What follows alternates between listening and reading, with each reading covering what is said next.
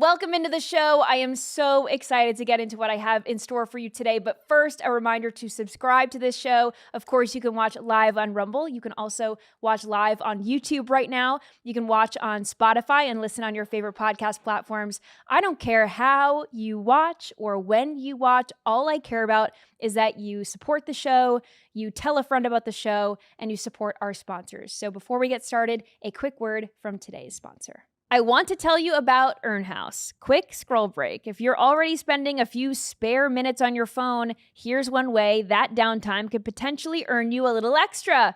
This segment is sponsored by Earn House. It is free to join and connects you with paid survey opportunities from companies looking to pay you for your opinion.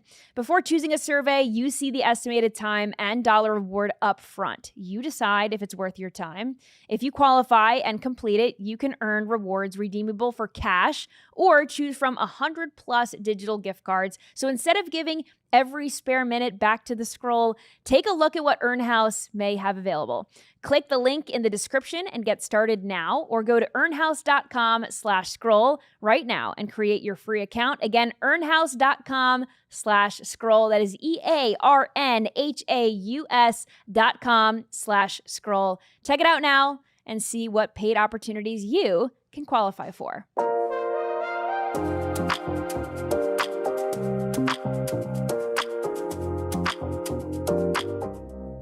The American feminist movement has sold women a bill of goods. You can take this birth control and have all the casual sex you want, get an abortion, go to law school, you can get married and have kids later, put it off, you can have it all. But that's not the whole story. That's not the truth. They sell young women on this broken dream, and they leave out the horrifying realities of abortion and the aftermath. The women are left depressed, sometimes sterile, and of course, without their baby. Over 1 million abortions occur in the United States every year, and over a staggering 65 million since Roe v. Wade was passed in 1973. And my next guest has dedicated her life to dismantling all of the lies that have been told to young people everywhere. She goes into the belly of the beast on college campuses, debating the blue hairs and the they-thems, and she does it with grace and, of course, the truth on her side. So I am thrilled to be joined by President of Students for Life, Kristan Hawkins. Welcome to the show. Hey, thanks for having me. I'm excited to be on. I'm so excited to have this conversation. I've been a fan of yours for so long. I'm a loyal follower on X. I'm always liking everything and reposting. I absolutely love what you stand for, and it's so important. So for anyone who might not know, were you always pro-life? How did you and when did you realize that this is something that you wanted to dedicate your life to? I realized that I needed to do more and step up when I started volunteering for a pregnancy center when I was 15. And I kind of stumbled into this volunteer opportunity, but I had no idea. And I had gone to church like my whole life, like Sundays, Wednesdays, Saturdays, sometimes even more. But we never really talked about abortion and the devastation and the violence of abortion. And I remember that day very clearly of walking out of the pregnancy center thinking like, why isn't anyone doing anything about this? Like, why haven't I heard about it? What more can I do? And that's really where I made that commitment after meeting a lot of the women who had had abortions, who were still in poverty, who were still in the abusive relationship. Just what you just said in your opening, right? That women have been lied to about what abortion is and what abortion will really do. Yeah. And it's a terrible, terrible bill of goods that they've just been sold. Yeah. So, I mean, that's fascinating that you kind of fell into this and you're working at a crisis pregnancy center and you were sort of faced with these realities. Do you have a story that sort of was one of those pinch me moments where you thought, oh my goodness, this is so disturbing? I don't think I have, one story. I do tend to have a terrible memory. I think it's more of the overall. I can remember a collection of conversations with a number of women over the course of that kind of first summer that I volunteered at the pregnancy center, which ended up being multiple summers. But it was the same sad stories that you would hear over and over again. A girl who had, for one reason or another, left home, didn't get her high school diploma, was completely reliant on an abusive man who was usually supporting her and her toddlers, whether he was the father or not was would be up for debate sometimes. But she didn't have a church family. She didn't have her biological family. So there was no one to go back to rely on for support or for help. And so when the abusive man would tell her to have the abortion, what else could she do besides have the abortion? And all the talking points you hear, I mean, I hear them all the time on campuses. Like, it's the same. It doesn't matter what campus I'm on, by the way. Like, it's the same excuse for abortion every single place. I could be on a community college. I can be in a high school. I could be at Harvard University, and they might use, larger vocabulary, but it's the same argument over and over again. And what is that? What are they? I know what it's they all say, antiquated. Uh-huh. Well, usually they say something like, well, it's medically necessary and all these things, and it really isn't. I mean, there's really the vast majority of abortions are elective abortions. They're not because people are going to die if they don't have them. Right. And even if a woman is going to die, normally life of the mother is included in some of the more extreme heartbeat bills even. So it really, the leftist arguments really fall apart when you give them the facts. And I think that's got to be fun for you to go and sort of, I said in the intro, like, you go into the belly of the beast and you're debating these people, but you've got to feel like you have an armor on you a little bit because you have science on your side and you have the facts on your side. Yeah. I mean, I think it can sometimes get boring because it's the same arguments over. I actually get excited when somebody comes up and says something crazy like, well, it doesn't really matter because we're all living in a simulation, right? And we can just respawn. Like, I've had literal debates about that. And I get excited about those conversations because I'm like, okay, let's talk about, is there reality? Because it's often the same thing. And what you said, they will often lead with the life of the mother. And I'll say, okay, well, there's no pro-life law. There's no abortion ban that doesn't allow for a mother to receive life-saving treatment if remaining pregnant is killing her, right? And it's a delivery because, by the way, if you're dying because you're gestating a human, it is not safer for you as a mom to insert digoxin into your abdomen to give your child a heart attack than to wait 2 to 3 days for the child to die, then to deliver the baby. No, right. The safest option is to take her into an OR, complete a cesarean section, and depending on the child's size, how old the child is, maybe even the hospital that the child's born in, the baby may or may not survive, but you've actually saved the mother's life and treated her with dignity and respect, and you've done the same with the child. You've treated that child with dignity and respect. So I'll answer that question. And then they'll go, okay, but I'm not talking about that. I'm talking about her actual life. And, and then they go to another, then we'll bring up sexual assault and we'll talk about that. And then they'll go to foster children as if every child in foster care is an excuse to kill a baby. I mean, it follows the same pattern of argument. But it all comes back to the antiquated arguments that the left and the second wave of the feminist movement gave us in the late 1960s, early 1970s. They were lies. And if you look and if you read what these feminist leaders told us and what they actually believed, it's shocking. I mean, you had, the dialectic of sex actually calling for the end of natural pregnancy, that no woman should ever be able and should ever get pregnant ever again, that there should be only artificial, and this is in 1970, so there was no way to do this, thank God, but there should only be artificial wombs because just the very fact that women can get pregnant, that we can do 3 things men can't do, gestate, lactate, menstruate, that just puts us at this huge disadvantage and makes, the male body, in quoting liberal terms, the normative body that we need to aspire to be. And the fact that we can do these 3 things that men can't do already puts us at disadvantage. And if we just stopped doing those things, then we would be on equal footing with the evil, man. And that's what they really believed. And that's what you saw like this weekend. I was out hiking in Yellowstone, but like I got on Twitter at one point, or X at one point, and AOC is like on this video injecting herself with fertility drugs because she's starting the process to freeze her eggs so then she can run for president in 2028. What a anti-feminist movement. Like the message she just sent to every woman in America that like, you can't run for president and possibly get pregnant. Like, no, women are not strong enough and not capable enough to gestate a human being or potentially be a mother and run for president of the United States. Like it was like this, she was like this big, bold feminist and she's doing this thing and complaining about men can't do this awesome thing that they should be jealous of. and then acting as if she's a feminist, but really she was delivering the most anti-feminist message you could deliver to millions of young women. Sorry. What's I sad get a is little that passionate. no, and I love it.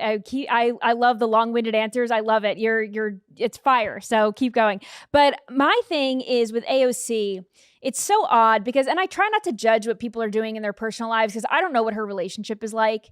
But she's been with this guy for over a decade. I think she's been with her fiance for 15 years. They've been engaged for 4 years. And she's 36 years old and she's electing to freeze her eggs. Obviously, because she thinks that she can't become president if she has a baby. She thinks that this is something that's going to hold her back in such a way that she'll never get to that level in her career, which is sad. And I know that White House Press Secretary Caroline Leavitt isn't necessarily the president of the United States, but we've seen her have 2 babies now while working for the president of the United States, and she jumps right back at it. She's like a superhero. And we have Katie Miller and other women in and around the Trump administration who prove to us all the time that being a mom is a superpower. And yes, it's hard. I'm not saying it's not difficult. Of course it is, but it's certainly not holding them back in their careers in any way. I think it's very sad that young women feel like they have to choose. I have to choose my career or be a mom. And how many CEOs are moms? Of course. I mean, it's possible, but for whatever reason, liberals like AOC feel like they have to put their biology aside. And I think that the IVF thing is kind of a scam. I think that we're seeing more and more, and I'd love to hear You're your being take on generous this. by saying kinda. Okay. I think they are preying on women who are scared of aging. And we just saw Second Lady Usha Vance have a baby at 40, a healthy, happy baby. And again, I think the conservative message of, have children and get married, I think we should definitely keep saying that because it's true. But you can have a baby at 40 and it's okay. It comes with risks. But to say that you have to freeze your eggs in order to have this reality is not necessarily true. And I think it's a money-making scheme. Absolutely. I mean, if you look at the efficacy rates for IVF, you're like under 50% guaranteed that you're going to have a child after like 3 rounds of really expensive IVF that is going to damage your body if you're the one, producing the eggs and having to harvest multiple eggs every month. Let's not even talk about the surrogate's body if you hire a surrogate, Right. and all of the things that are happening now in surrogacy where we're seeing, the left has always said your body, your choice, except if you're a surrogate, then it's really not your body, because if a couple wants you to kill a baby who has a heart condition, is happening in California right now, that's totally treatable and and it has 100% success rate in surgeries to fix the heart defect.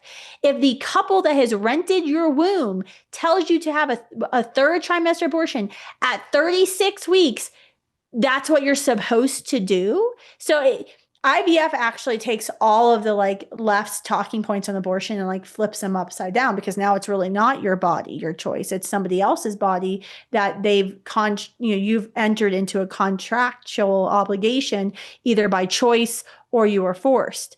They justify it because the abortion movement, all they say is, well, the woman wants it.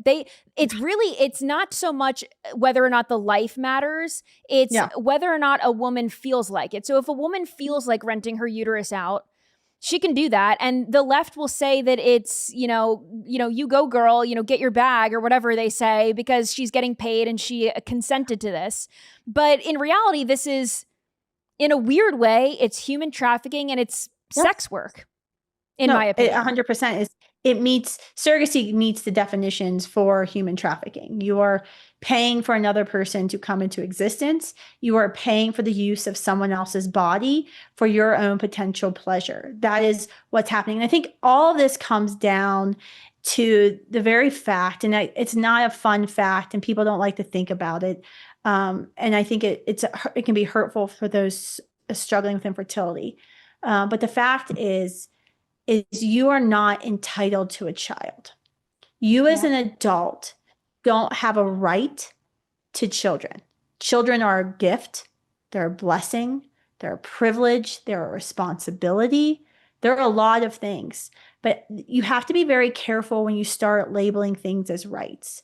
Because if you have a right as an adult to have a child, then what is stopping you from renting another person's womb and creating 20 human beings in an IVF clinic like Paris Hilton did, and then admitting to the whole world that she just doesn't want a boy because she doesn't like boys. So she's just freezing all these human children who are boys because she just doesn't want to have a boy. What's stopping that? Because she has a right to have children, as many children as she wants, and the gender of the child she wants. And that's what happens when we're not careful about our language and how we talk about children. Children have a right to have a mother and father, but we don't have a right to just make them or have them. If I'm struggling with infertility, I don't have the right to go steal another child if I don't have the money to go through IVF. We would say, no, absolutely not, Kristan. That is wrong. You can't take someone else's child. That child belongs to another family, right? They have a right to their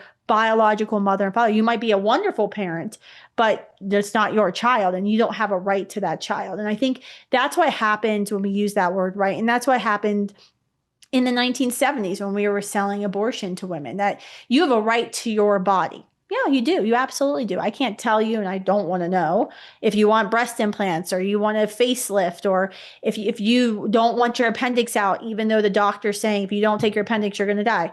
I would argue you have a right to say, no, I don't want my appendix out, even if that kills me. You have the right to say those things.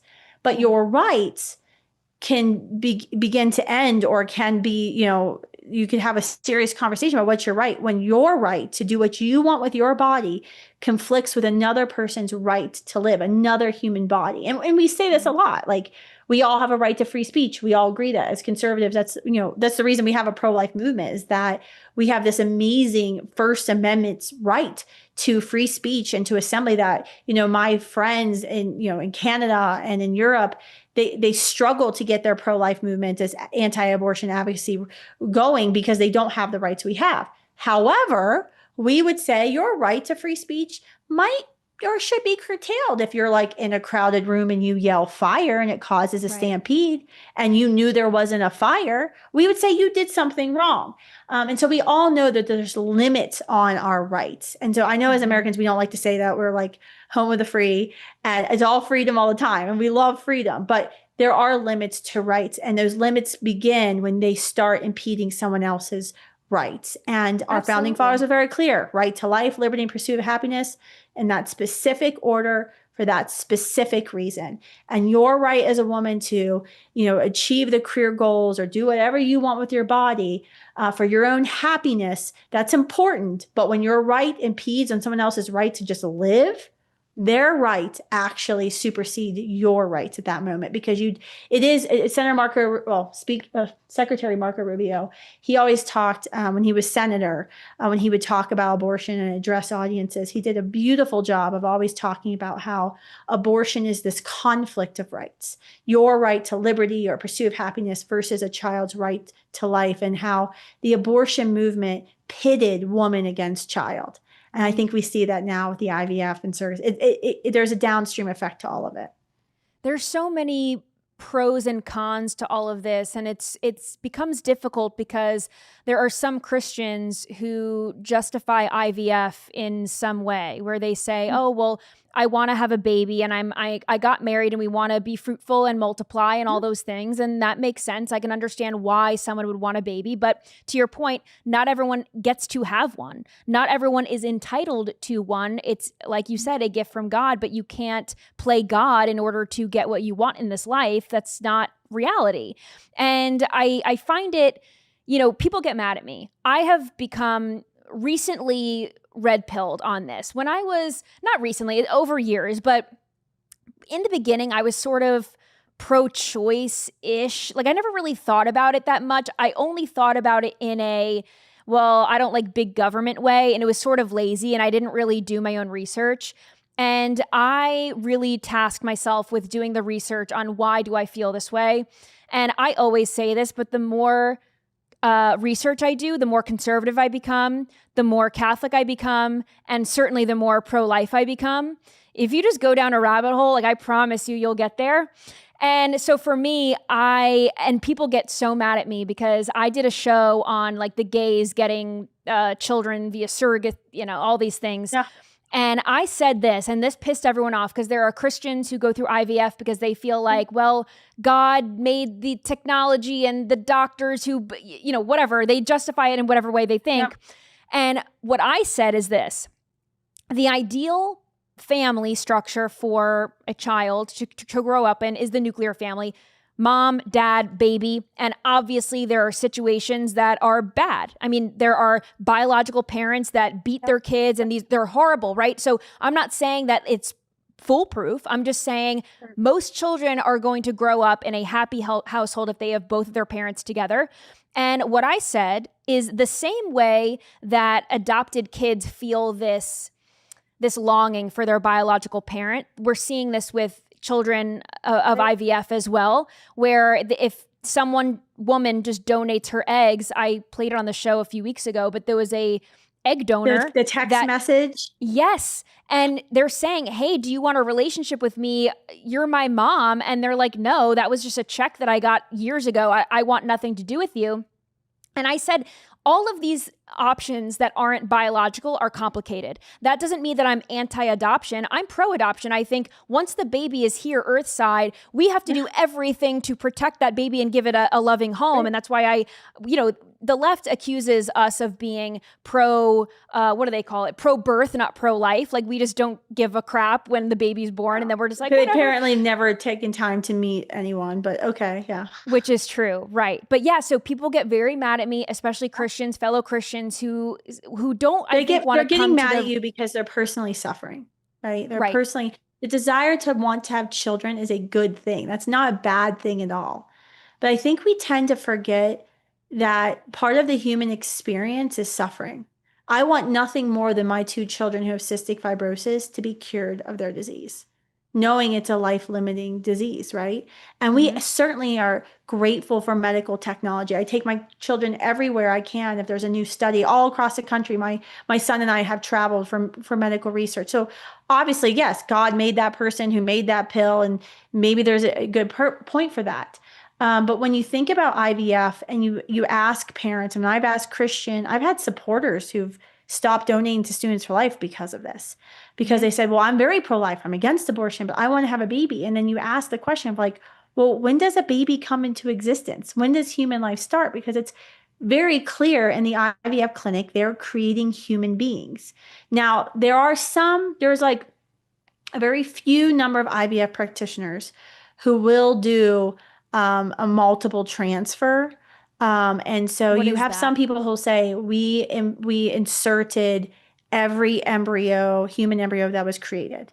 And we took the risk of having triplets or twins or whatever. And so I think my Protestant friends would be ethically okay with that, as long as it was with a married couple, not a surrogacy contract, et cetera, et cetera.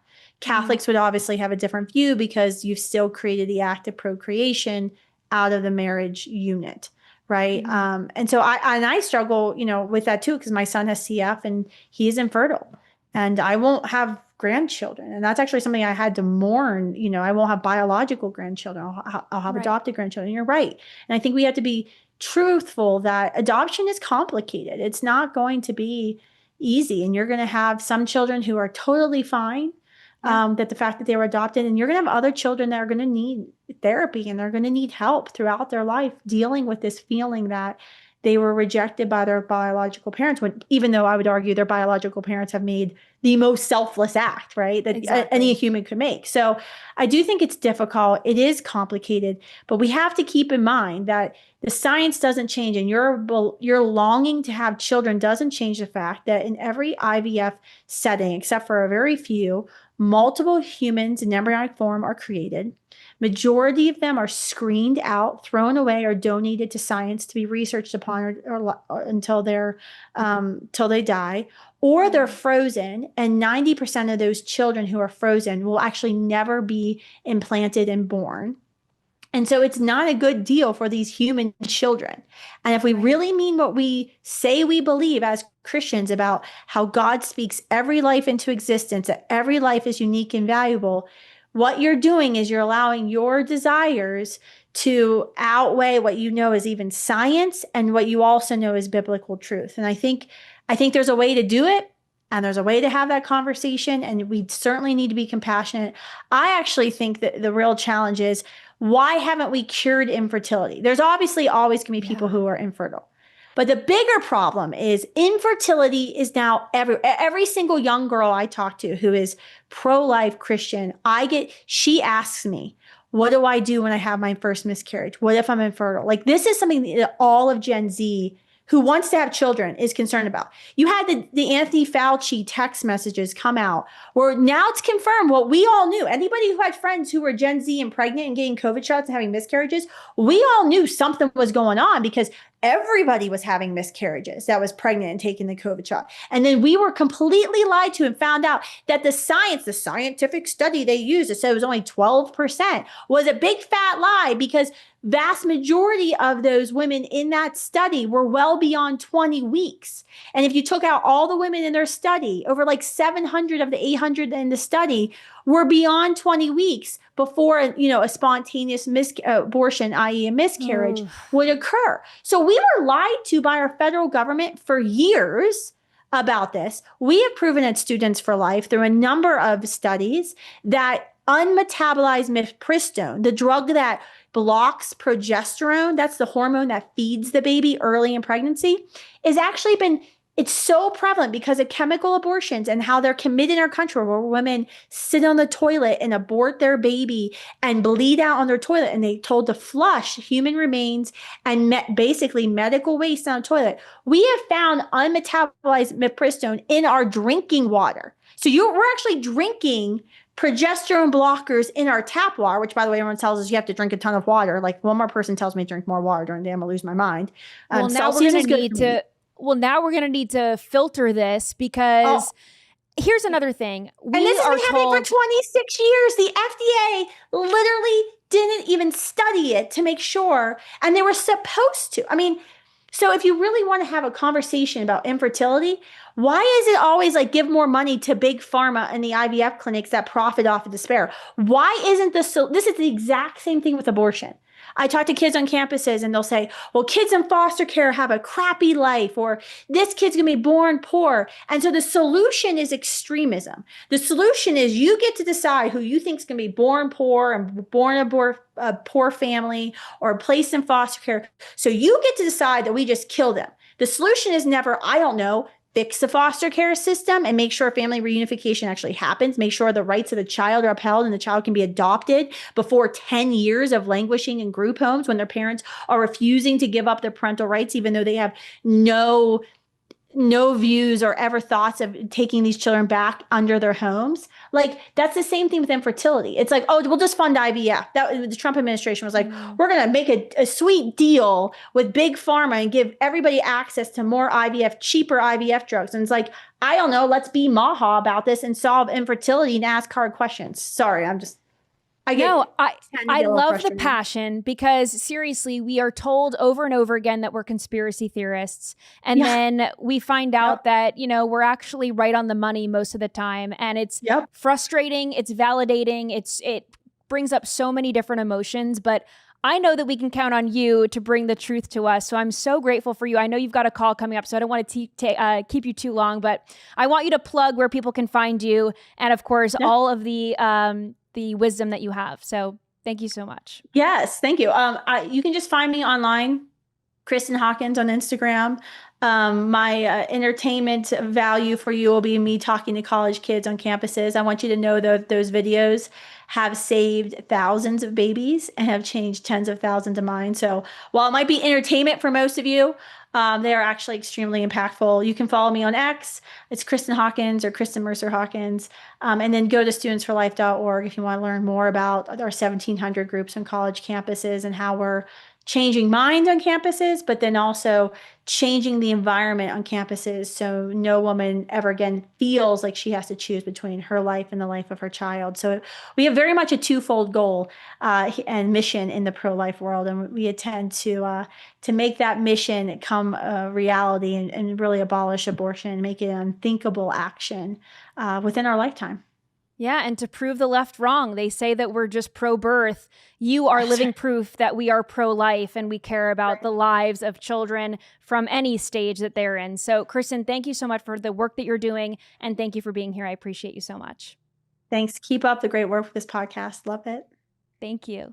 If you don't follow Kristan, you absolutely should, and make sure that you follow Students for Life too. If you are missing those debate videos from Charlie Kirk, which I know we all are, Kristan is one of the members of the conservative movement who is actually taking up the mic, carrying that torch. She is so masterful when she has these conversations with these young people. If you haven't seen them already, you are missing out. If you have seen them, you know how much of a treat it really is. And I'm so grateful that she was here today. I have so many more questions for her, so I would love to have her back. And I hope that you enjoyed this interview as much as I did. Make sure that you follow me on social media at Hayley Karania, and I'll see you right back here next time. Bye.